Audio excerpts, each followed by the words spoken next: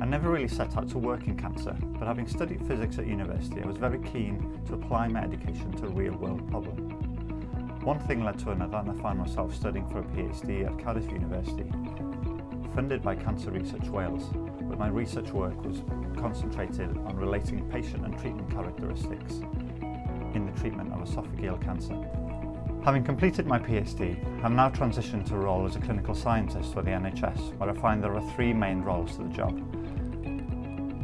To design radiotherapy treatment for the patient, to ensure that this radiotherapy treatment is delivered both accurately and safely, and also to commission and develop new techniques that improve the ratio of the radiation received by the tumour and that of the healthy tissue.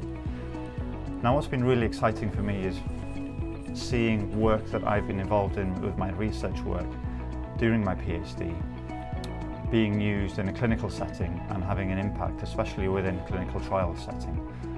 So making that transition for me has been really great to see and really good thing to be part of.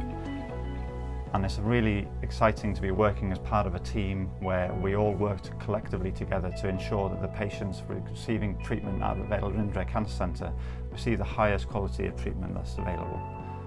And it's a really good feeling to be able to come back at the end of the day and think that you've made a difference.